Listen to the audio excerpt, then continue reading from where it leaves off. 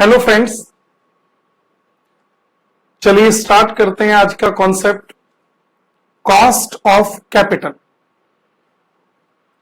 Cost of capital, cost of capital start करेंगे। पहले कुछ नोटिंग कर लेते हैं। आप मेरे साथ लिखना स्टार्ट करें।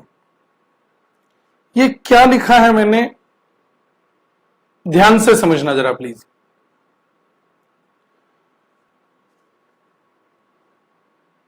लिख तो लिया है आपने, ध्यान देना जरा प्लीज। आपने अब नहीं लिखना है। Company,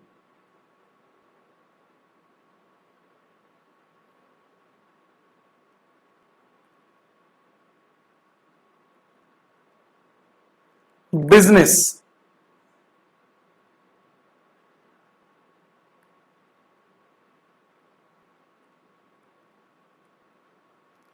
investors, debt, preference, equity.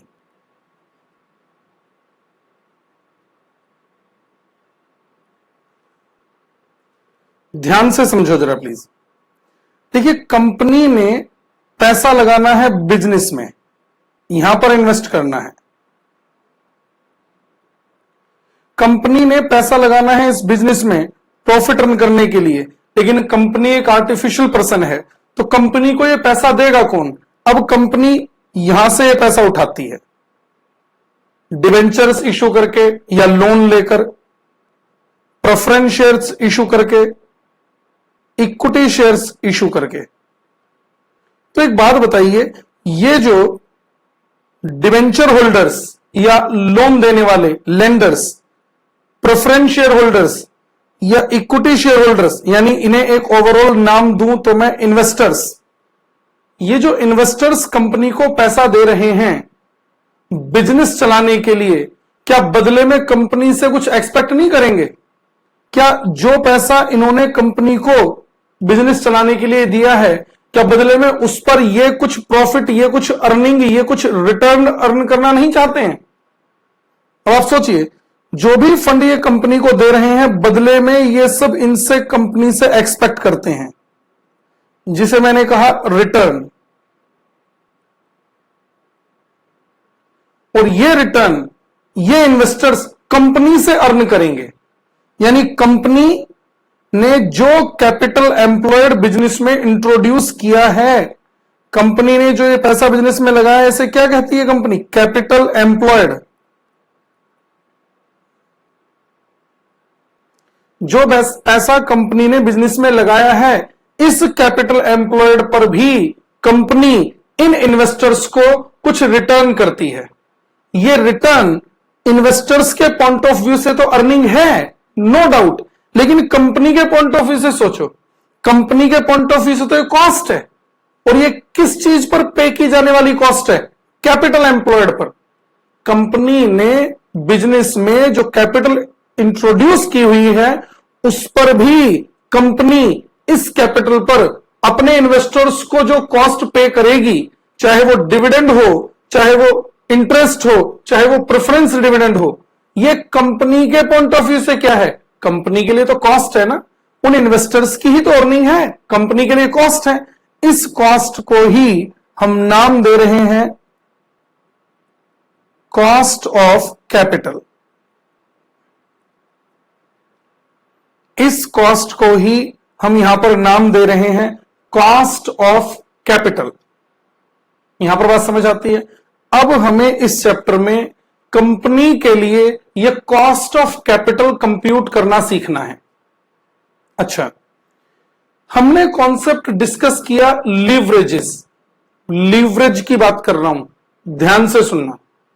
हमने लीवरेज निकालते समय इनकम स्टेटमेंट बनाया। इनकम स्टेटमेंट में सबसे पहले अर्निंग डिस्ट्रीब्यूट करने की बारी आती है, तो हम किसे पे करते हैं? हमने सबसे पहले ईबीआईटी में से इंटरेस्ट की पेमेंट की। गवर्नमेंट को टैक्स भी बाद में देना है, निकाला ना हमने लास्ट चैप्टर लीवरेज में।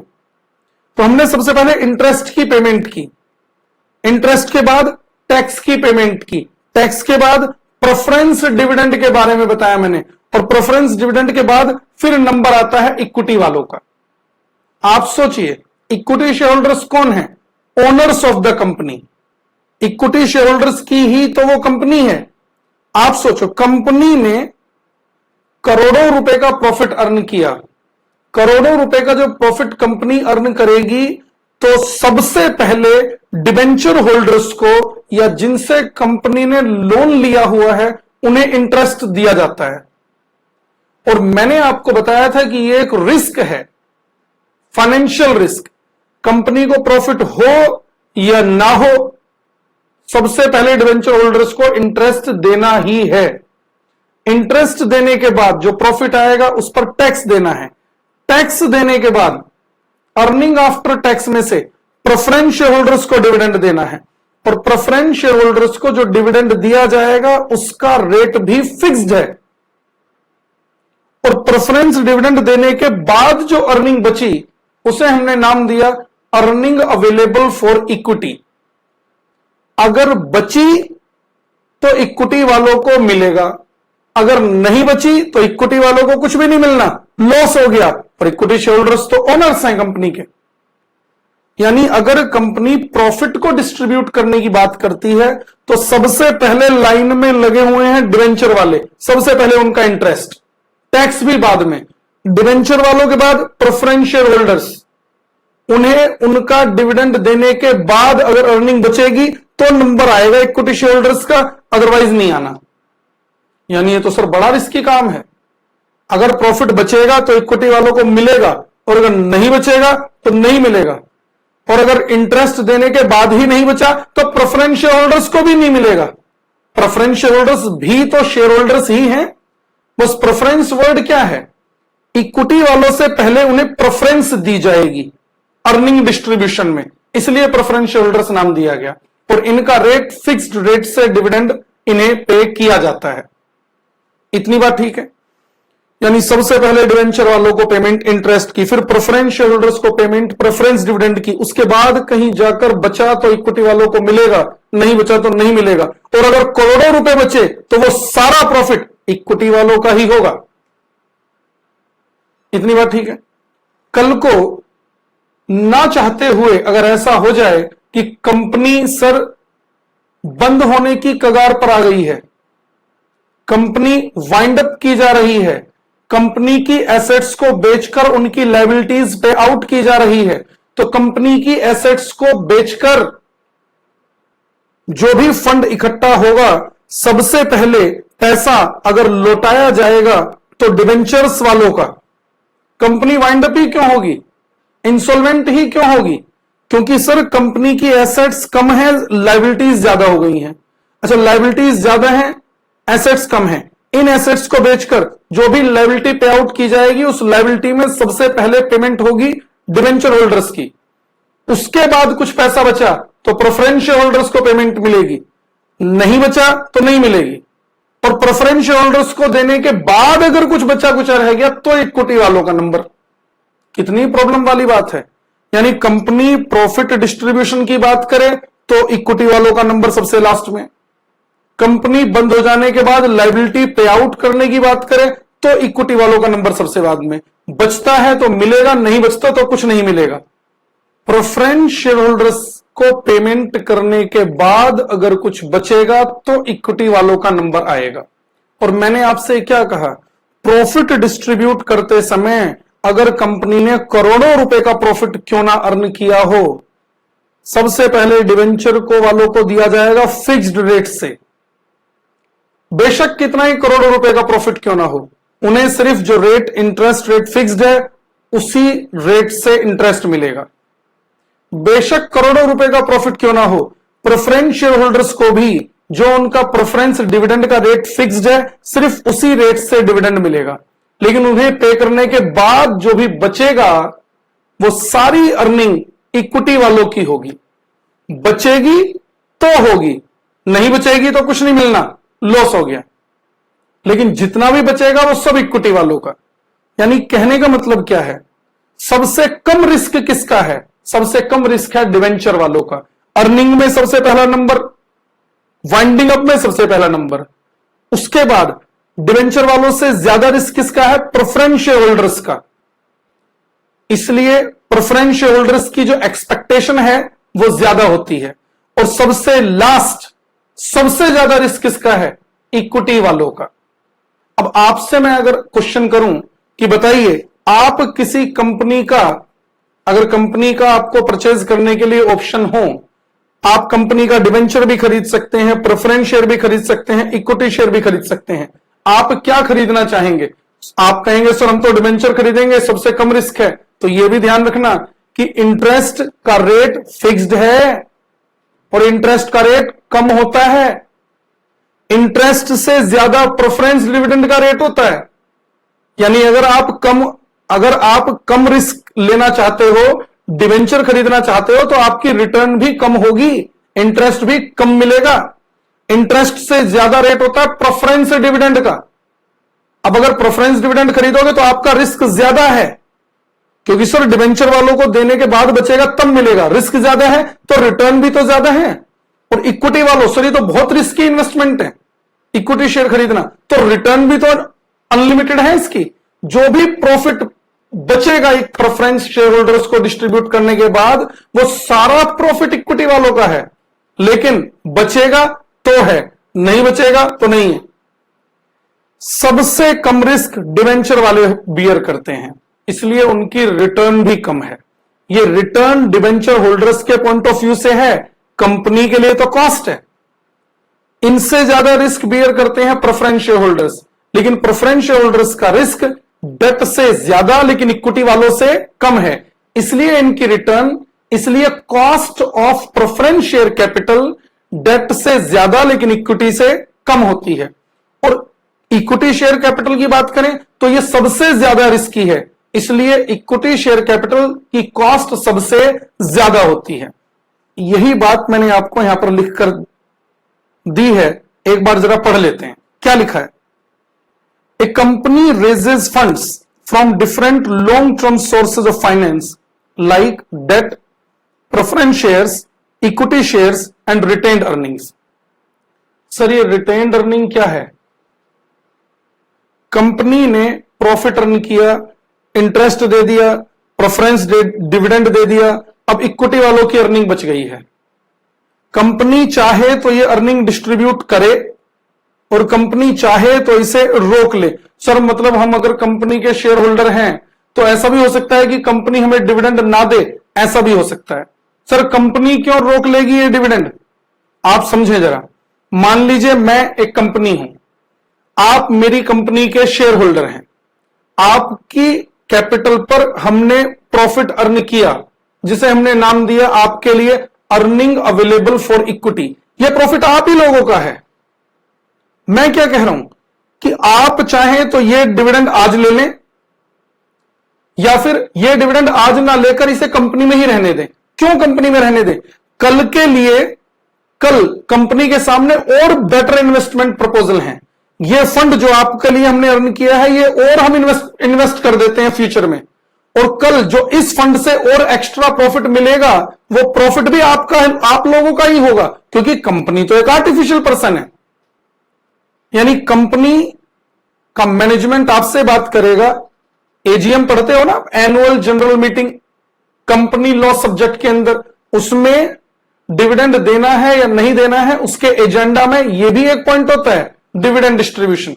तो कंपनी का मैनेजमेंट आपसे बात करता है कि आप चाहें तो डिविडेंड ले लें, आप चाहें तो फ्यूचर इन्वेस्टमेंट करके आपको और जो नेक्स्ट ईयर में एक्स्ट्रा प्रॉफिट मिलेगा वो भी आप लोगों का ही होगा। यानी आज मिले या कल है आप लोगों का ही। तो ऐसा हो सकता है कि कंपनी आपको डिविडेंड दे और ऐसा हो सकता है कि कंपनी उसे रोक ले। जब उसे रोक लेगी तो उसे नाम देंगे रिटेन्ड अर्निंग। नाम से ही क्लियर नहीं है क्या? वो अर्निंग जो कंपनी ने इक्विटी शेयर होल्डर्स की रिटेन कर ली है। आज तक आपने जितनी भी बैलेंस शीट्स बनाई या देखी हैं, इक्विटी शेयर कैपिटल के बाद आपने लिखा देखा है ना, रिजर्व एंड सरप्लस या जनरल रिजर्व या प्रॉफिट एंड लॉस अकाउंट, ये सारी चीजें पता है क्या है? ये सारी चीजें वही प्रॉफिट है जो कंपनी ने अभी अपने शेयर होल्डर्स को डिस्ट्रीब्यूट नहीं किया है, लेकिन है इक्विटी शेयर होल्डर वालों का ही। ध्यान रहेगी ये बात। तो रिटेन अर्निंग यानी प्रॉफिट को रोक लेना, यह भी इक्विटी वालों का ही है। आगे पढ़िए, कहां पर पढ़ रहे हैं हम, यहां पर the expectation of providers of finance. तो फाइनेंस कंपनी को कौन दे रहे हैं, ये लोग जिन्हें मैंने यहां पर नाम दिया इन्वेस्टर्स। क्या लिख रहे हैं हम, the expectation of provider of finance in respect of their return. ये देयर की स्पेलिंग ठीक करना प्लीज, THEIR, यहां पर प्लीज करेक्शन करें। The expectation of provider of finance in respect of their return on funds invested by them in the company. तो इन्होंने तो कंपनी में इन्वेस्ट कर दिए हैं ना, डिवेंचर, इक्विटी शेयर या प्रेफरेंस शेयर खरीद कर, उसके बदले में क्या रिटर्न चाहते हैं, वो एक्सपेक्टेशन की बात कर रहे हैं। The expectation of providers of finance in respect of their return on funds invested by them in the company depends upon their risk incidence. ये एक्सपेक्टेशन उनके रिस्क पर डिपेंड करती है। आगे क्या लिखा मैंने, the debt has least risk and hence usually debt has least cost. Cost किसके पॉइंट ऑफ व्यू से, कंपनी के पॉइंट ऑफ व्यू से। डेट प्रोवाइडर्स का, डिवेंचर होल्डर्स का रिस्क कम होता है, इसलिए कॉस्ट ऑफ डेट भी कम आता है।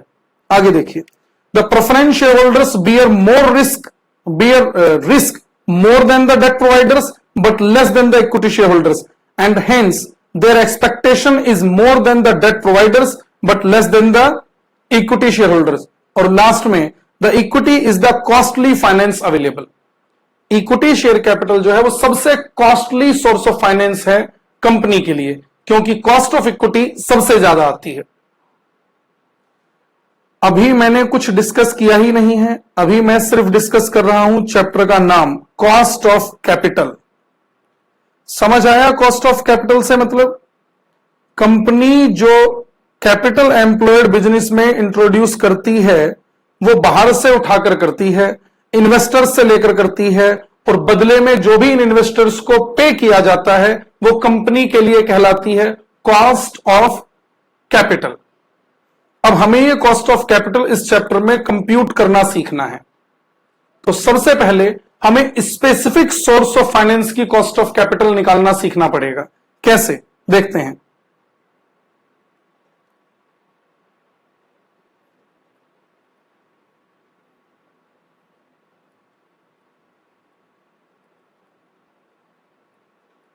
Computation of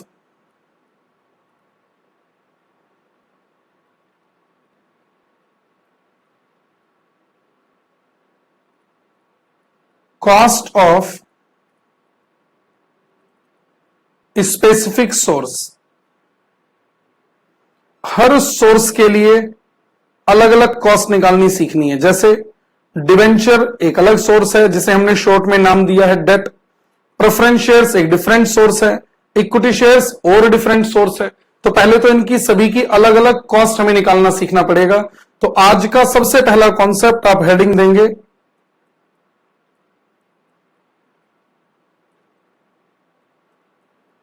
cost of date.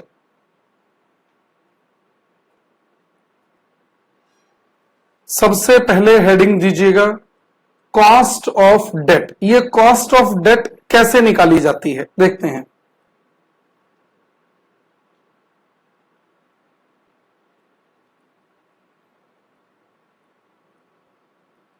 The debt providers expect to receive interest on funds invested by them in the company। Invested by them in the company. Debt providers ने जो भी fund company में invest किया है debenture खरीदकर या loan देकर, उस पर वो क्या एक्सपेक्ट करते हैं कि उन्हें इंटरेस्ट मिलेगा, full stop. The computation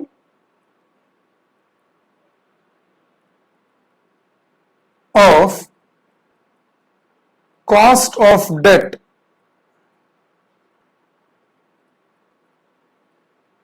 depends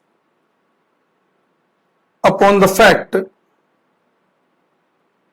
that whether the debt is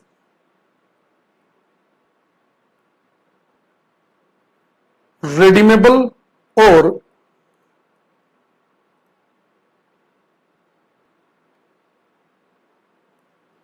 irredeemable।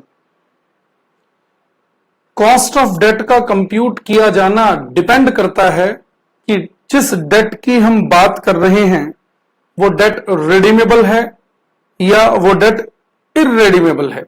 Sir ये रिडीमेबल और इररेडीमेबल क्या है? हां, वही डिस्कस करेंगे। लिखें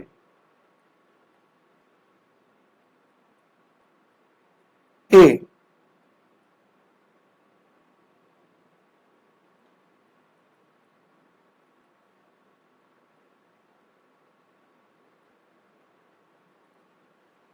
irredeemable debt,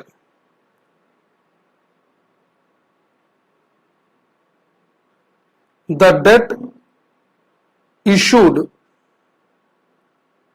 with no intention of returning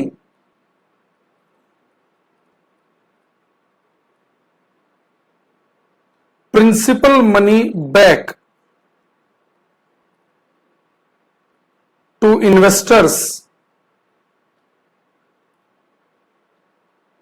is called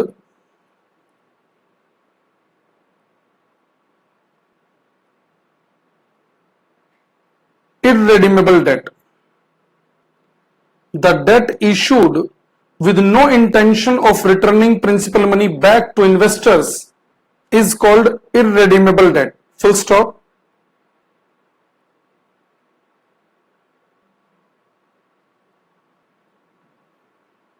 Irredeemable debt is also known as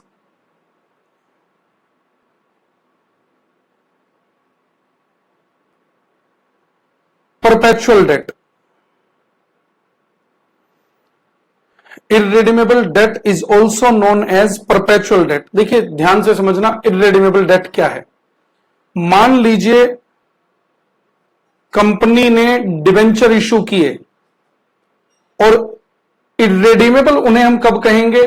जब हम ये कहें कि आपसे जो हम डिबेंचर इशू करके पैसा ले रहे हैं ये आपको कभी वापस नहीं किया जाएगा, फॉरएवर, हमेशा के लिए आपको इस पर इंटरेस्ट मिलता रहेगा हर साल के एंड पे। सर ऐसा भी डिबेंचर हो सकता है? ऐसा भी हो सकता है, और इसीलिए हमने इसे नाम क्या दिया? इररेडीमेबल डेट।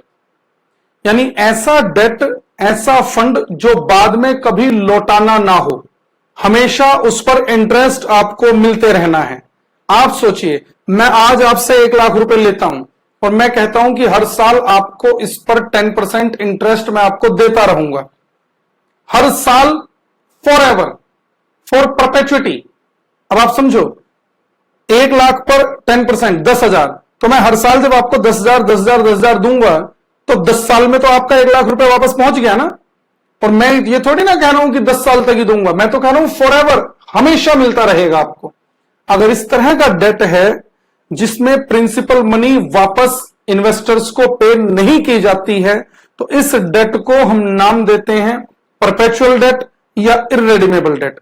अगर इररेडीमेबल डेट का केस है तो हम कॉस्ट ऑफ डेट कैसे निकाल सकते हैं वो हम यहां पर डिस्कस कर रहे हैं। हमने कॉस्ट ऑफ डेट हेडिंग दी है ना, एक काम कीजिएगा, कॉस्ट ऑफ डेट में ना यहां पर ब्रैकेट में लिख देना ऊपर केडी। कॉस्ट ऑफ डेट को शॉर्ट में केडी से डिनोट किया जाता है। देखते हैं कैसे निकलेगा यह cost of debt. In case of no tax, अगर कोई टैक्स नहीं है कंपनी की इनकम पर तो केडी कैसे निकल सकता है? KD is equal to I upon NP into 100, I upon NP into 100।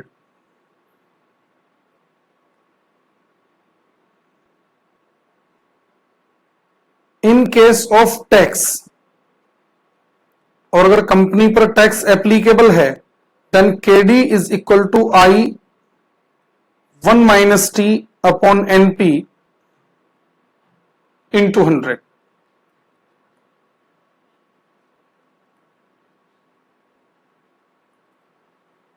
Here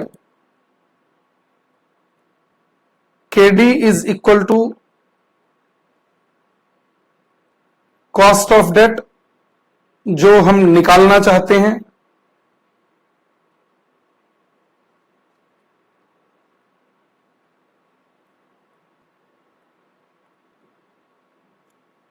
I is equal to interest, NP is equal to net proceeds, T is equal to tax rate. अगर इररेडीमेबल date है तो हम cost of debt कैसे निकाल सकते हैं? Tax question में नहीं है तो मैंने कहा I अपॉन NP इंटू 100, और अगर टैक्स भी क्वेश्चन में दे रखा है तो हमने कहा I 1 minus T upon NP into 100। I का मतलब इंटरेस्ट, NP नेट प्रोसीड यानी डिवेंचर को इशू करके नेट इन हैंड कितना कंपनी को रिसीव हो रहा है, T टैक्स रेट। अच्छा सर, एक डिवेंचर 100 रुपए का है तो 100 रुपए का इशू करके 100 रुपए ही रिसीव होंगे, जरूरी है क्या? ब्रोकरेज नहीं पे हो सकती है, पढ़ते नहीं हो आप, जिसे हम नाम देते हैं फ्लोटेशन कॉस्ट, अंडरराइटिंग कमीशन, जिन्हें जो इशू करा रहे हैं अंडरराइटर्स जो हैं उन्हें कुछ कमीशन देना पड़ सकता है, कुछ ब्रोकरेज देनी पड़ सकती है। तो अगर मान लो 100 रुपए का डिवेंचर 100 रुपए में इशू करके 5 रुपए की फ्लोटेशन कॉस्ट आ गई तो नेट कंपनी को क्या मिला? वो तो 95 ही मिला। तो नेट प्रोसीड लेकर चलना है हमें। चलिए ये नोट कर लिया है आपने, सिंपल सा पॉइंट है, लिख लिया आपने। इररेडीमेबल डेट क्या है ये बात समझ आ गई है। बुक निकालिए जरा, practical problem question number 1, book निकाल लीजिए, प्रैक्टिकल प्रॉब्लम्स पर आ जाइए, क्वेश्चन नंबर 1 पर।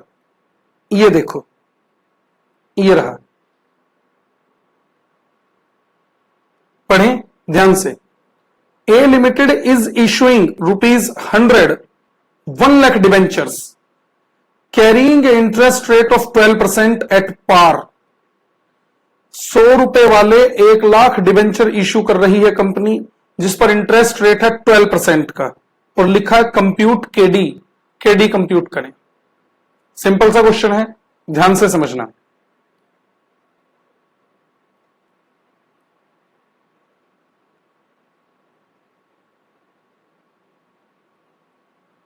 फेस वैल्यू क्या है डिवेंचर की? 100। 100 रुपए का डिवेंचर 100 रुपए में ही इशू कर रहे हैं, तो मैं कह सकता हूं नेट प्रोसीड्स भी क्या हो गई? ₹100। इंटरेस्ट कितना देना है इस पर? 12% का रेट है, 100 इंटू 12%, ₹12। और केडी निकालना मैंने कैसे बताया? I upon NP into 100। I ₹12 divide NP 100 into 100, 12%। निकल गया क्वेश्चन। टैक्स रेट क्वेश्चन में था ही नहीं। सर ये तो आपने एक डिवेंचर का निकाला है, आप 1 लाख के लिए निकाल लो, आएगा तो 12% ही। आप समझ रहे हैं? नेट प्रोसीड कितनी होगी? सर 100 रुपए का एक डिवेंचर है तो 1 लाख से कितना? 1 करोड़। इंटरेस्ट कितना देना पड़ेगा? अगर एक डिवेंचर पर 12 रुपए दे रहे हैं तो 1 लाख पर कितना? 12 लाख। अब आप 12 लाख अपॉन 1 करोड़ करोगे, 12 लाख अपॉन 1 करोड़ इंटू 100, कुछ और आ जाएगा क्या? वही तो आएगा, तो जरूरी थोड़ी ना है। एक ही डिबेंचर से निकाल दो सीधा सीधा, 12% आएगा।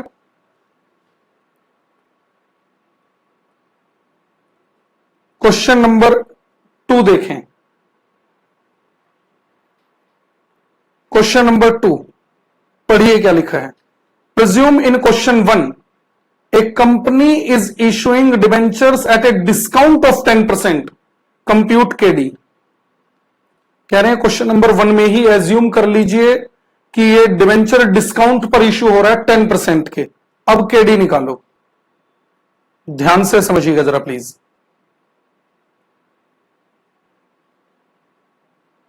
फेस वैल्यू क्या है 100 माइनस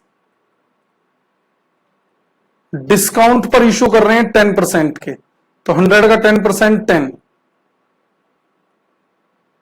कंपनी को नेट क्या मिलेगा 90। इंटरेस्ट कितना देना, इंटरेस्ट हमेशा फेस वैल्यू पर जाता है। 100 का 12% that is ₹12। KD is equal to I upon NP into 100। Interest 12 divide by 90 into 100, कितने परसेंट आ गया 13.3333%। सर इस तरह के क्वेश्चन भी एग्जाम में आ सकते हैं क्या? अभी आप देखना इस तरह के क्वेश्चन एग्जाम में आए हुए हैं या नहीं। समझ आया पॉइंट आपको? हमेशा के लिए ध्यान रखना, इंटरेस्ट हमेशा फेस वैल्यू पर पे किया जाता है, चाहे नेट प्रोसीड फेस वैल्यू से कम हो, चाहे नेट प्रोसीड फेस वैल्यू से ज्यादा हो। Sir net proceed face value से ज्यादा कैसे हो सकती है? अगर यही डिबेंचर प्रीमियम पर इशू किया जाए तो 100 रुपए का डिबेंचर 110 रुपए में इशू किया जाए तो नेट प्रोसीड 110 हो जाएगी ना। हो गया ये भी।